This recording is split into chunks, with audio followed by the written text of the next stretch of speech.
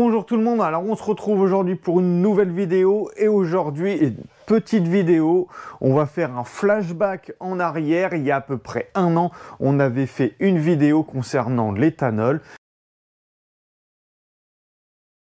Et en particulier, on avait fait un petit test et vous êtes nombreux à me demander un petit peu où s'en est ce petit test. Donc c'est ce qu'on va voir tout de suite maintenant. Souvenez-vous, il y a maintenant un an, j'avais sorti une vidéo sur l'éthanol, sur les 5 choses à savoir quand on roule à l'éthanol ou qu'on souhaite rouler à l'éthanol. Et notamment, on avait fait une petite expérience. On avait plongé une durite donc dans du sans-plomb et une durite dans de l'éthanol. Donc voilà. On avait vu ça ensemble à la caméra et maintenant, ça fait maintenant plus d'un an. Donc, on va venir vérifier après un an ce que ça donne. Vous étiez nombreux à me demander la suite, le bilan de cette analyse, de cette expérience. Donc, on va se rapprocher. Voilà, donc on se retrouve devant notre petit test. Donc on peut avoir, donc là on a une durite neuve pour pouvoir comparer.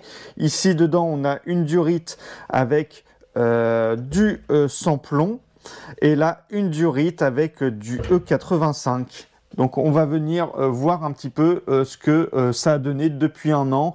On peut voir que le test a été débuté le 4 juillet 2022.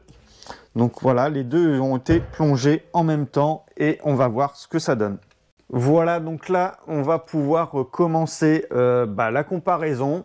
Donc rien que ça, eh bien, on a deux couleurs différentes qui se distinguent. Donc on a le sans-plomb, donc on voit la durite qui est dedans, le carburant est encore de couleur claire. Tandis que l'éthanol, le E85, eh bien, il a complètement noirci. Donc, comment on explique cela?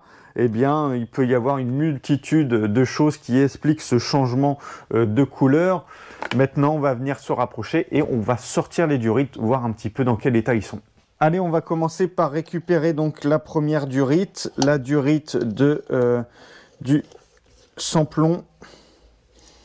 Donc voilà, on va la poser là. On fait la même chose, on va récupérer la durite donc de l'éthanol. Et voilà. Voilà, donc on a sorti nos différentes durites, la neuve, donc l'essence et l'éthanol. Donc visuellement, eh bien, on n'a pas de différence. Enfin, moi, personnellement, je ne constate pas de différence. D'accord. Maintenant, au niveau du toucher, eh bien, celle-ci, la neuve, est beaucoup plus rigide. Donc, celles qui ont trempé dans le carburant, eh bien, sont beaucoup plus souples. Ça a dû avoir un impact sur le caoutchouc.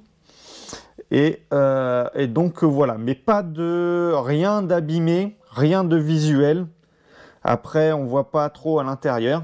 Voilà, ça y est, donc on est revenu sur cette petite expérience qu'on avait fait il y a un an. Donc là, en résumé, eh bien, on a un changement de couleur du carburant pour l'éthanol. Et on a un changement également de texture qui est beaucoup plus mou. La durite est beaucoup plus molle que celle qui est neuve, qui est d'origine. Donc voilà, à vous de me dire si vous avez une explication à tout ça. N'hésitez pas à mettre en description, on va partager avec tout le monde et puis on essaiera de faire un petit bilan et puis de voir si c'est toujours bien de rouler à l'éthanol ou pas.